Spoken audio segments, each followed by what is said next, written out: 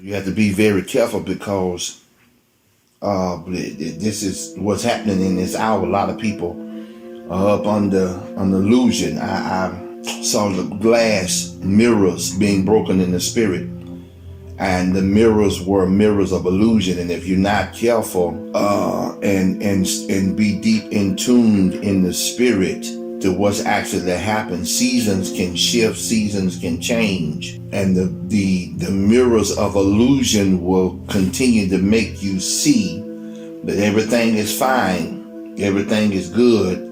You know, the Lord's going to bless. It's okay. It's all rosy and dandy, when really the seasons have changed, but you're getting the illusion in the spirit from the enemy that you need to stay where you are. Stay planted. Don't move.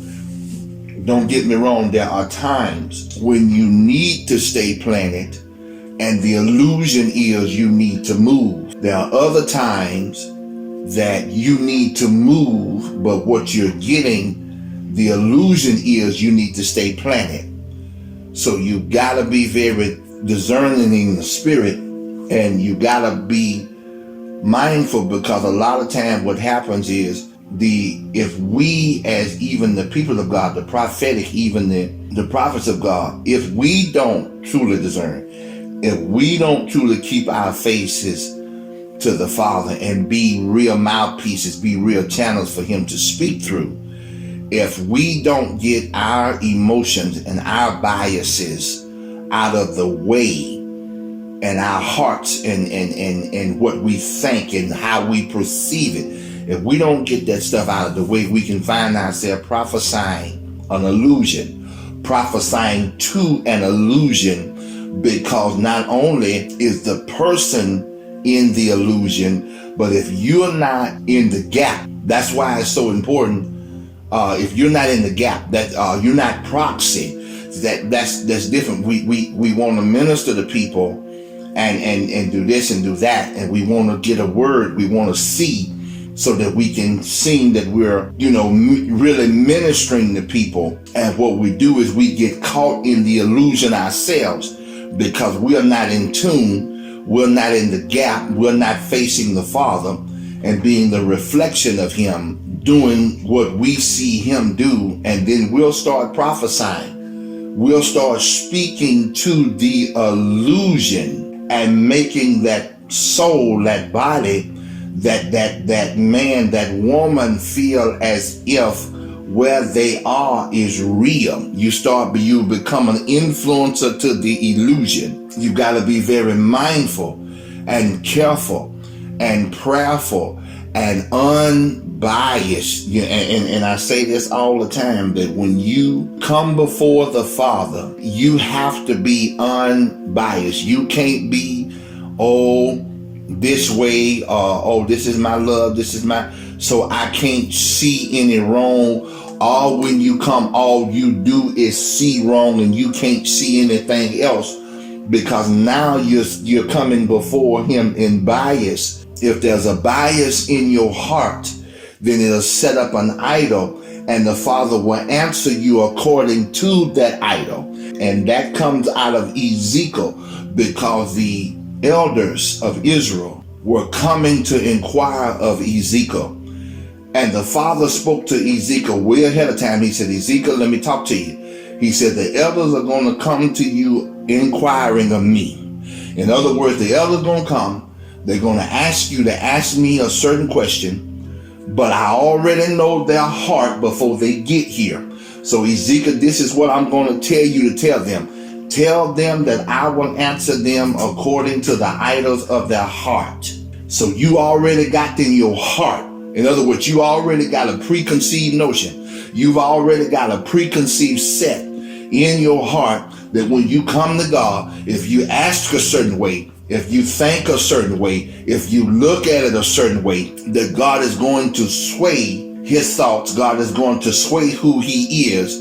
God is going to do what your desire is, and you just going to bypass His will. You just going to bypass His mind. You've already got a preconceived understanding, notion in your heart, and the Father will answer you according to that idol. because you're not making him first. You're not making him first. You just, well, I want this and I want, and we do that a lot of times. We talk about what we want, and we got this notion of what we want, and it ain't what we need. And we come into the Father and we praying about what we want, what we think we want, what we think we need.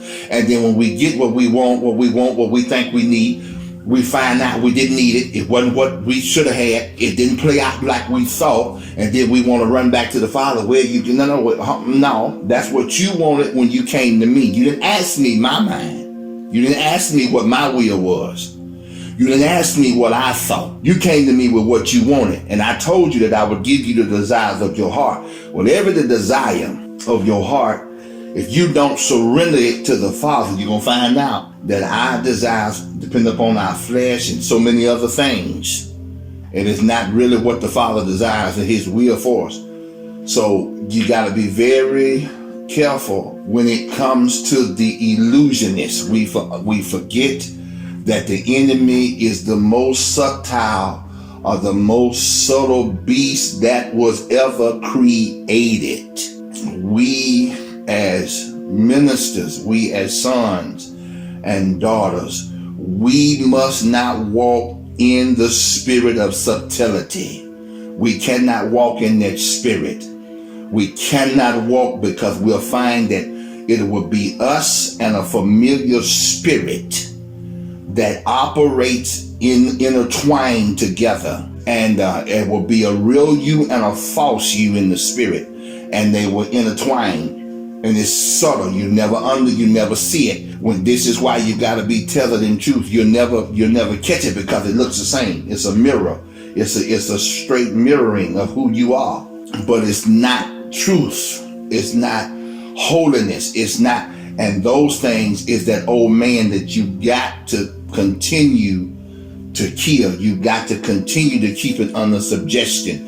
You got to continue to be freed from sin. It's a difference between not committing sin and being freed from sin. That's what Christ, he come to free us from the bondage of sin, to free us from the want to of sin. To be freed from sin is another place we need to come. But be careful you're not prophesying to an illusion. Be careful you're not speaking to an illusion. Be able to see beyond the glass, beyond the mirror.